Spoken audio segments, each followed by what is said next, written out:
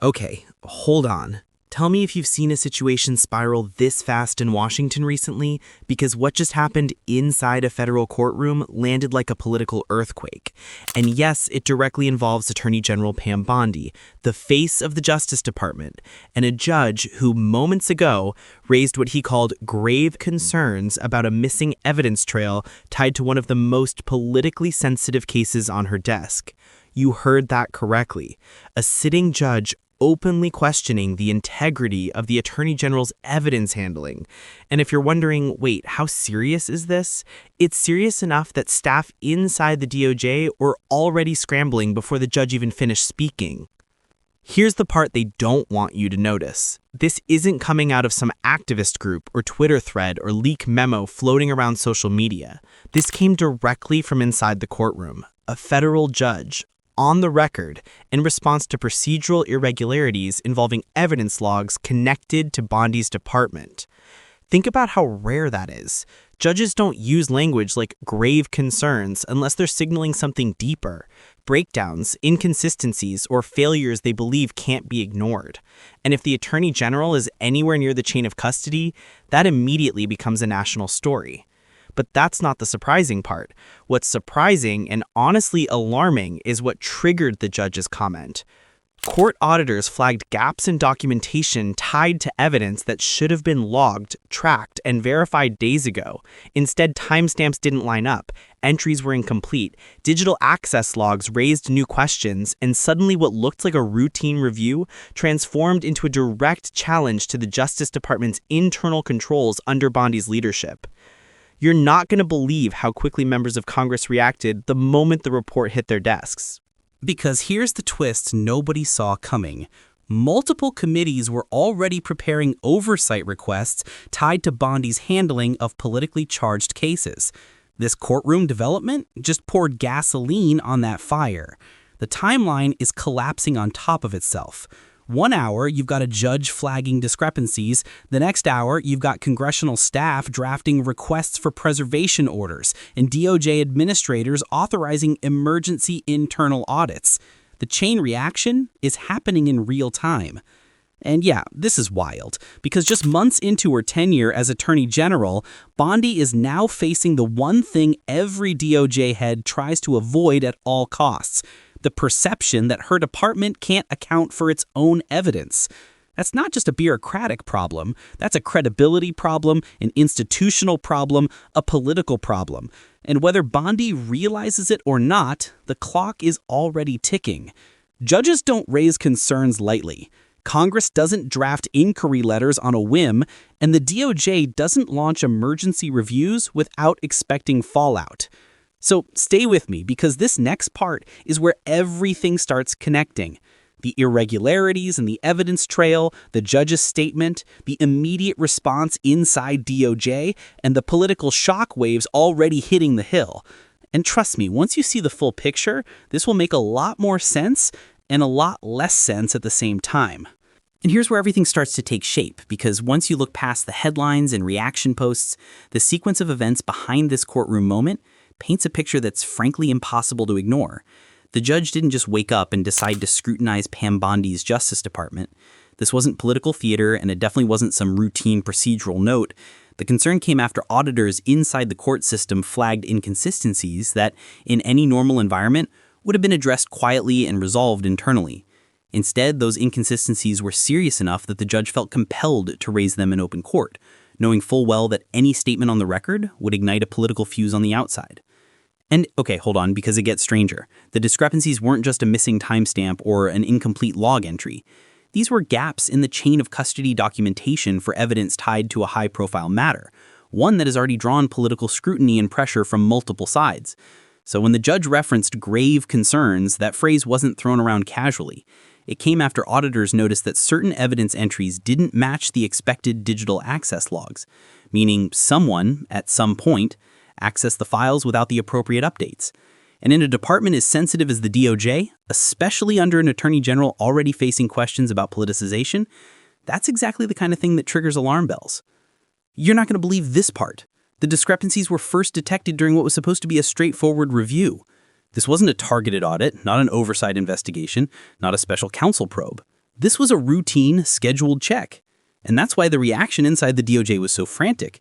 When irregularities show up in the middle of a regular compliance cycle, that usually means one thing: whatever caused them wasn't intended to be found. And the moment that information reached court staff, the situation shifted from internal housekeeping to external accountability. Okay, hold on. Evident integrity is the backbone of any legitimate prosecution. If tracking is off, cases can fall apart. If access logs don't match, judges start asking questions. If the chain of custody is compromised, defense attorneys can challenge the validity of the entire record. And when that breakdown happens under the leadership of the Attorney General herself, that becomes national news. Not because Pam Bondi physically mishandled evidence, nobody is making that claim factually, but because it raises the question, if the DOJ can't properly track high-profile materials, what else is slipping through the cracks? But stay with me, because this gets even stranger. The judge's concern didn't end with the inconsistencies. According to the courtroom transcript, he specifically requested that DOJ administrators provide an immediate accounting of the missing timestamps and produce a preliminary report explaining how the discrepancies occurred. That's rare. Judges typically give the Justice Department time to prepare formal responses. But here, the directive was immediate. And that urgency by itself signaled the judge believed something was seriously off. And once that directive hit the DOJ, everything moved fast. Administrators reportedly convened an emergency internal review late that same afternoon. Compliance officers were asked to pull server logs, access entries were retrieved, cross-referenced, and compared against the official custody trail. And while we don't know the full contents of the internal findings yet, and won't until someone leaks or Congress forces disclosure, the fact that this review was authorized on the same day as the judge's comment tells you everything you need to know. They didn't treat it as a minor glitch. They treated it as a potential system-level failure.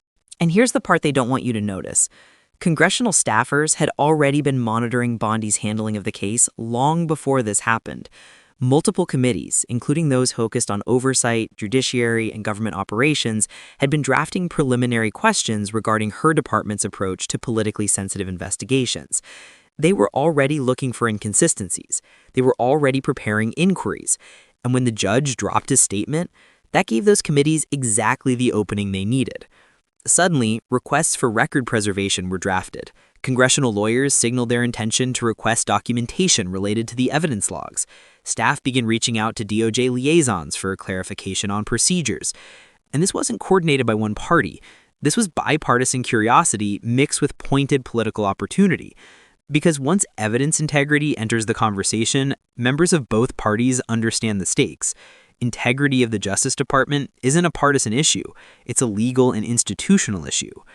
And yet, ironically, the political implications are massive. Because Pam Bondi isn't just another DOJ official. She's the Attorney General serving under one of the most polarizing administrations in history. Her actions, decisions, and oversights are already magnified.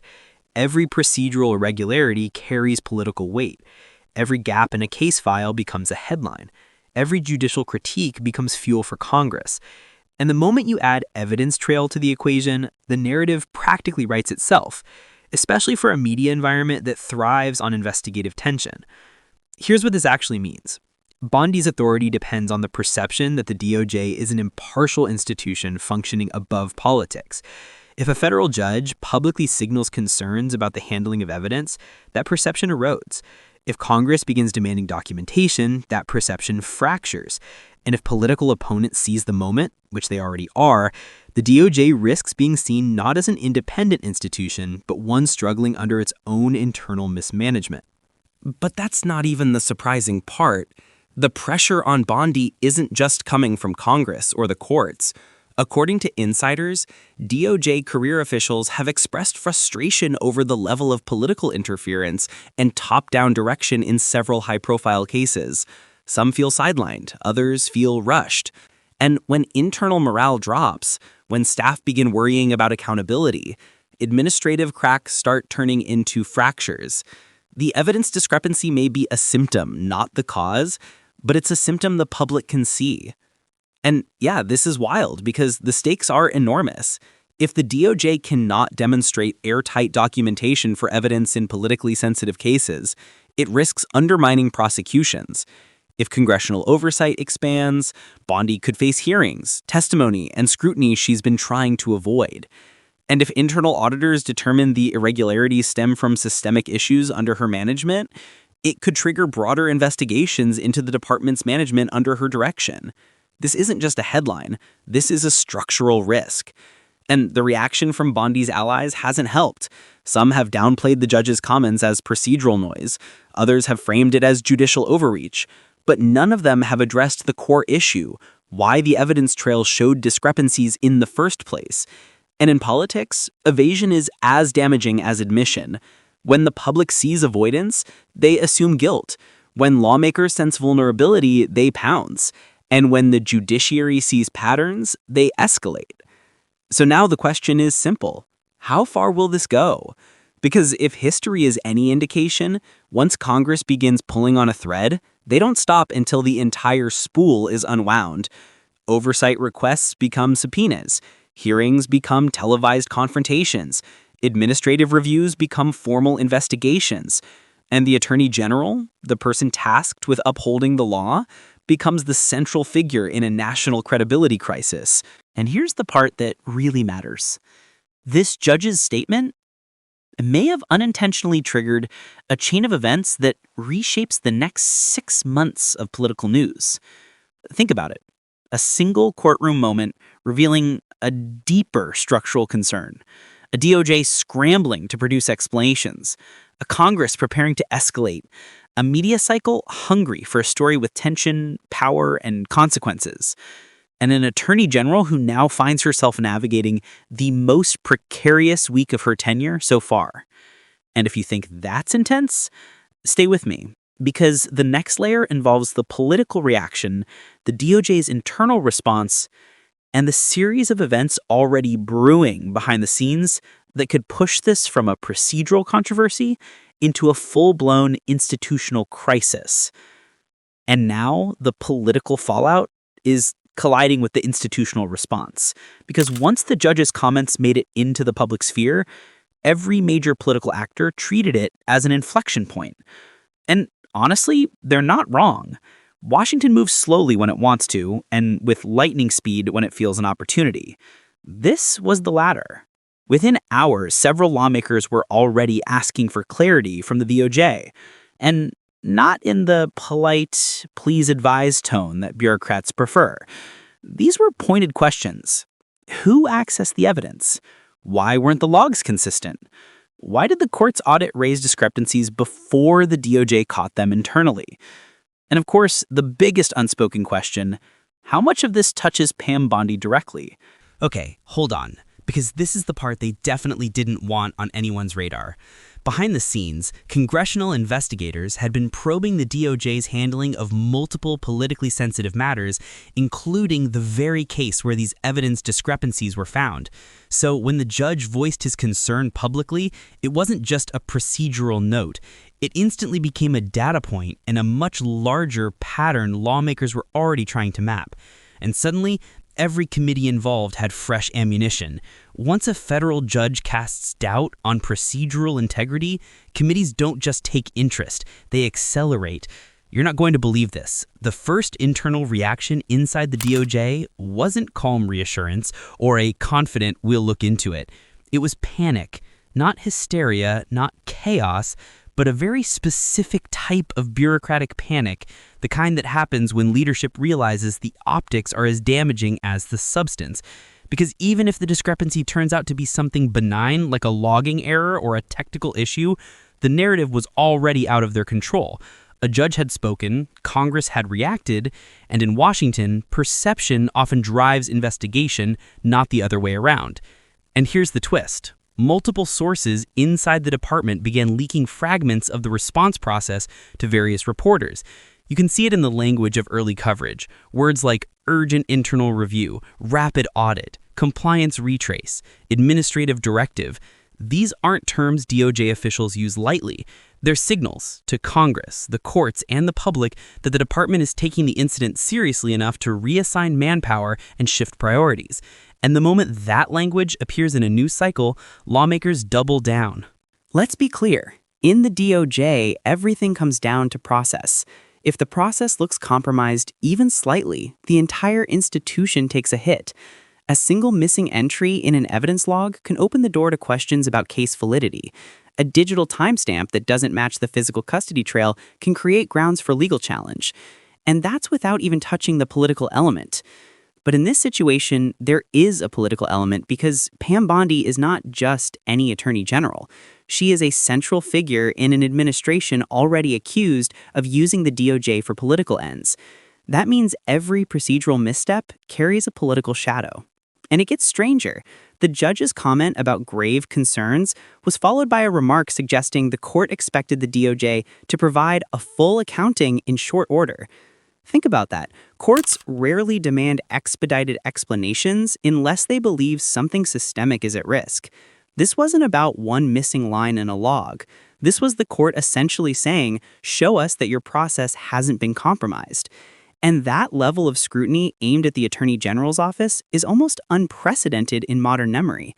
And yeah, this raises the stakes for Bondi personally. Leadership at the DOJ is supposed to project confidence and command. Instead, she now finds herself on the defensive, responding to a judicial critique that came without warning and hit harder than her team expected. And here's the thing, political opponents know it. They see weakness, they see opportunity, and they're already using this moment to frame her as someone unable to manage the very institution she leads. But that's not even the shocking part. The real surprise comes from how quickly this spread beyond the immediate case. Once the media picked it up, commentary shows, legal analysts, and political strategists began drawing connections to other controversies involving Bondi's tenure, cases launched or reshaped under political pressure, internal disputes over prosecutorial direction, accusations of favoritism. Suddenly, this one evidence trail discrepancy became a metaphor for the broader concerns about her leadership. And here's the part they don't want you to notice. Inside the DOJ, career officials are reportedly frustrated. They see the headlines, they hear the judge's comments, they feel the congressional pressure, and many of them have been warning for months that the politicization of certain investigations was creating structural vulnerabilities, rushed decisions, truncated reviews, unclear documentation paths. This evidence discrepancy, in their view, might not be the cause of the problem, but the most visible symptom. And stay with me because this next point is critical. Congressional committees are already leveraging this. Even before they issue formal requests, they're using public statements and media interviews to lay out the argument. If the Attorney General cannot maintain the integrity of evidence handling in a high-profile case, how can the public trust her oversight of the entire department? That's not a legal claim. That's a political framing, and it lands differently because it resonates with something people already feel, unease about the DOJ's independence under Bondi. So what does the DOJ do? They try to contain the fallout. They issue safe procedural statements. The department is reviewing the matter. We are confident in our internal protocols. Classic bureaucratic language designed to calm nerves without admitting anything specific. But here's the problem. The judge has already spoken, and once the judiciary publicly expresses concern, procedural statements from the DOJ don't reassure, they raise suspicion. Why? Because the public understands the difference between neutral bureaucratic language and substantive accountability. And this is where the political implications explode. If congressional pressure grows, Bondi could be forced into public hearings. And once she's under oath, lawmakers will ask precise questions about departmental procedures, case timelines, evidence tracking, and internal communications.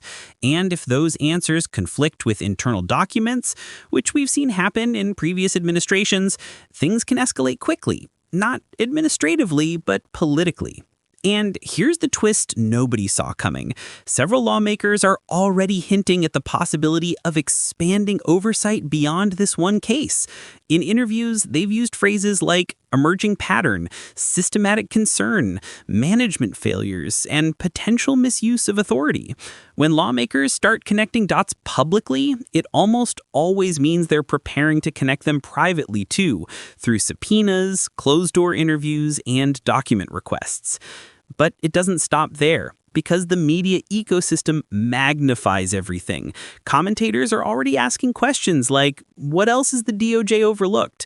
How widespread are the procedural gaps? Is this related to political pressure coming from the top?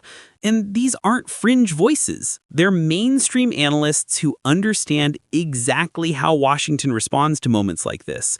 The storyline becomes self-sustaining. The more questions asked, the more pressure builds. The more pressure builds, the more the DOJ reacts, and the more the public feels something bigger is happening. And yeah, this is spiraling because the DOJ's attempt to reassure the public by conducting an emergency internal review actually made the situation look more urgent. A rapid review is the kind of move you make when you suspect a real issue, and political opponents seized on that immediately. If there's nothing here, why an emergency review? It's a predictable but effective rhetorical move. And here's the contradiction at the heart of all of this. Bondi's team insists nothing is wrong, yet the department is treating the situation like something is very wrong. Judges don't casually use the phrase grave concerns. Administrators don't launch urgent reviews because of minor glitches. Congress doesn't ready oversight because of a clerical error. Something triggered all of this, and the question now is whether it's procedural, political, or both. But stay with me, because the next part is where this moves from political trouble into potential institutional crisis. The DOJ's internal findings are coming. Congressional letters are coming. Court responses are coming. And depending on what each reveals, Pam Bondi's standing, her credibility, her authority, and her political future may be heading toward a collision she can't avoid. And now we're getting to the unavoidable question. What happens when the Attorney General, the person meant to embody stability, legality, and institutional confidence, becomes the center of a widening investigation into the very system she's supposed to control? Because the fallout isn't just political anymore. It's operational, it's structural, and the DOJ knows it, the courts know it, Congress knows it. Everyone understands that once a judge publicly cites grave concerns about evidence handling, the consequences don't stop at public statements. They cascade, and that's exactly what we're watching unfold right now. Okay, hold on, because this next part is where things start to collide. Reports begin circulating that DOJ officials, career staff, not political appointees, have been quietly raising concerns for months about brushed timelines, unclear directives, and inconsistent guidance from leadership. Now, normally, these complaints stay internal. They don't leak, they don't spread. But the moment the judge's comment became public, those internal frustrations suddenly had context. They weren't isolated issues anymore. They looked like symptoms of a broader management problem under Bondi's leadership. And once that narrative takes shape, it's almost impossible to contain. You're not going to believe this part. Several former DOJ officials, now working as commentators or legal analysts, have already pointed out a pattern. Every time an institution starts showing cracks, small procedural missteps, administrative inconsistencies, questionable decisions, the very first question lawmakers ask is, who was in charge when this happened? And that's where Bondi's situation becomes precarious, because even if she wasn't personally responsible for any specific irregularity in the evidence logs, she is still accountable for the systems that produce them. That's the burden of leadership. You own the outcome, even if you didn't create the problem. And here's the twist nobody saw coming. This isn't even the biggest threat. The biggest threat is that the DOJ's internal report, the one being prepared right now, may not align perfectly with the public statements Bondi's office has been making. And if there's even the slightest discrepancy between what the DOJ says internally and what it presents externally, Congress will seize it like a gift. They've done it before across multiple administrations. It's the fastest path to escalating from procedural concern to formal investigation. Let's break down why that matters. Congressional investigations operate on contradiction. If a department says one thing publicly, but documents show something else privately, lawmakers don't need a smoking gun. They just need inconsistency. That's enough to justify subpoenas for internal communications, drafts of reports, email threads, and decision memos. And once those documents start flowing, the political stakes skyrocket, because now it's not just about evidence logs, it's about honesty, transparency, and leadership integrity. And in Washington, those three words determine survival. And yeah, this is wild. That's where Bondi is heading. Whether she wants to admit it or not, she's on a collision course with congressional oversight. The judge's comments were the opening strike. The DOJ's internal scramble was the second. The public reaction was the third. And now, as lawmakers prepare statements, letters, and media appearances, the fourth strike is forming. And unlike political controversies, which can be deflected or reframed, procedural irregularities can't be spun away. They leave a paper trail. They leave logs. They leave timestamps. They leave signatures. They leave accountability. But that's not even the most damning part. The deeper issue, the one that keeps resurfacing, is the perception that Bondi's leadership is politicizing the department. Whether that perception is fair or not doesn't matter. Perception is reality in Washington. And when people start connecting the dots between political pressure, rapid prosecutorial decisions, strained internal morale, and now an evidence trail discrepancy, the narrative becomes almost impossible to challenge. The DOJ becomes the story, not the cases it's pursuing, not the investigations it's overseeing, but the institution itself. And once the institution becomes the story, the Attorney General becomes the headline. And here's the part they don't want you to notice. Legal experts have already begun discussing potential outcomes. Some are mild, tightened procedures, revised oversight, increased reporting requirements, but others are far more serious. Potential hearings, potential censure, potential administrative restructuring. And if the political climate intensifies and evidence of mismanagement grows, potential calls for resignation. That's not speculation. That's the history of how political pressure destroys careers in Washington. Take Attorney General who's faced credibility crises in the last 3 decades. The pattern is the same. First, a procedural controversy emerges. Then, the judiciary raises concerns. Next, Congress applies pressure, media amplifies it, internal divisions widen, and eventually, the institution's need for credibility outweighs the political cost of replacing leadership. That's the risk Bondi faces right now. Not legal jeopardy, institutional irrelevance. Once the DOJ is seen as compromised, the only solution political leaders trust is a change in leadership. And stay with me because the timing of all this matters. Bondi is operating under an administration already seen as pushing the DOJ into political territory. That means she has even less margin for error. Every irregularity looks amplified. Every discrepancy looks intentional. Every internal problem looks symptomatic of a political agenda. And if she loses the confidence of the judiciary, Congress, and career staff simultaneously, there's no path forward that allows her to maintain authority. And what about the public reaction? Well, that's already forming along predictable lines. One side is calling the judge's comments proof that the DOJ is being mismanaged under Bondi. The other side is dismissing it as partisan noise. But here's where things shift. Independent analysts, people with no partisan alignment, are siding with the judge. They're pointing out that evidence integrity is non-negotiable, that internal reviews suggest a deeper problem, and that the DOJ's rush response indicates a lack of preparation. Those voices matter. They shape public understanding, they shape media framing, and media framing shapes political survival. But here's the twist. Even if this entire situation turns out to be a procedural error, a clerical oversight, or a benign glitch, the damage is already done. Judges don't retract comments. Congress doesn't withdraw letters. Internal reviews don't erase public doubt. The perception of instability lingers long after the facts are settled. And that's the real threat to Bondi. She may fix the process, she may clarify the logs, she may issue statements.